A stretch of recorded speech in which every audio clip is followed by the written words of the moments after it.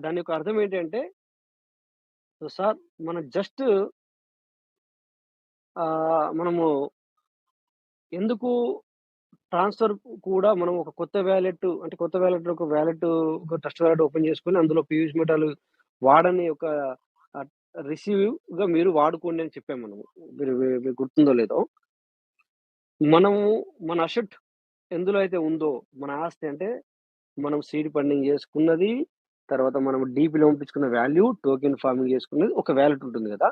ఆ వ్యాలెట్‌ని ఎక్కువ వేరే వాళ్ళకి రిసీవింగ్, సెండింగ్ ఇలాంటి వాటికి దాన్ని ఉపయోగించకండి.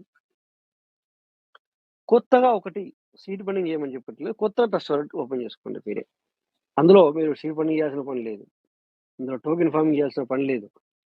జస్ట్ అది ఓన్లీ వేరే వాళ్ళకి ట్రాన్స్‌ఫర్ అండ్ రిసీవింగ్. ఈ విధంగా పెట్టుకోమని చెప్పాం. అయితే ఇక్కడ ఏమైందంటే ఎందుకు ఈ విషయం వచ్చిందంటే, ఇప్పటిదాకా అన్నాను గదా! ఒక వ్యక్తి 5,000 పీస్ మీద చోరీ చేశాడని చెప్పాను గదా! ఒక్కరియి కాదు. వీ నయ్యి ఇలా వేరే వాళ్ళయి. సో, తను ఓన్లీ వాచ్ వాలెట్‌లో ఓపెన్ చేసుకొని పెట్టుకుంటే ఏమైంది అంటే, ఎక్కువ మందితో చర్చ జరగలేదు. ఎక్కువ మందితో అతను చేసుకోలేడు. అయితే వీళ్ళు ఏం చేశారంటే నార్త్ నుంచి లీడర్‌లు సార్ ఇతన్ని పట్టుకోండి మీకు కూడా తెలుస్తది. ఒకవేళ మీకు రిసీవింగ్ గురించి జరిగినా, లేకపోతే మీరు పంపించినా ఇతన్ని పట్టుకోవాలి. ఇతని దగ్గరికి మనము ఏం చేయాలి గానీ, ఇతని దగ్గరికి ఒక 5,000 మంది లేదా 1000 మంది ఒకేసారి వాళ్ళ ఇంటికెళ్దాం. పట్టుకోవడానికి ప్రయత్నం చేయండి అని వాయిస్ మెసేజ్ పెట్టారు. సార్ అతను కూడా ఈ వాయిస్ మెసేజ్ వినుండొచ్చు గదా! జాగ్రత్త పడొచ్చు గదా! ఇప్పటి నుంచెల్లి.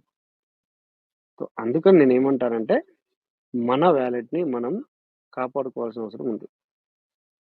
జస్ట్ మనం ఇప్పటిదాకా మాట్లాడుకుంటున్న దేని గురించి అంటే, ఓన్లీ మనం జాగ్రత్తగా ఎలా పడాలి? జాగ్రత్తగా ఎలా ఉండాలి? మన వాలెట్ చోరీ గాకుండా జూసుకోవాలి.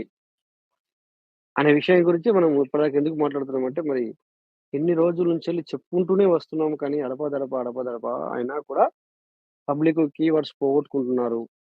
తర్వాత అజ్నబీలకి అంటే మన ముక్కు మొఖం తెలియని వాళ్ళకి కూడా లావాదేవీలు జరుపుకుంటున్నారు.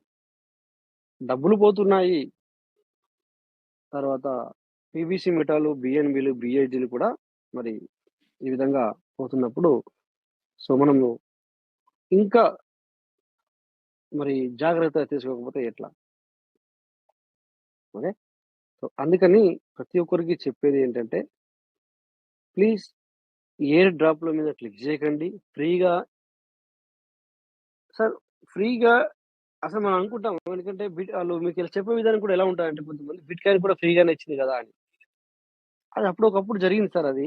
కానీ ఇప్పుడు అలా మనము ఫ్రీగా ఎవరు ఇవ్వడానికి లేదు. ఆ రోజులన్నీ పోయినాయి సార్. ఆ రోజులు లేవిక. ఫ్రీగా మనకొచ్చి, ఫ్రీగా మనం సంపాదించుకునే రోజులు లేవు, పోయినాయి. సో, మనము వన్ అండ్ ఓన్లీ ఒకే ఒక number 1 genuine system that is పీవీసీమేట. అంతే. ఇక నెక్స్ట్ నాలో ఇది మళ్ళా 99% కాదు నాది. 99.99 కాదు. 100% ఇక మళ్ళా ఇందులో.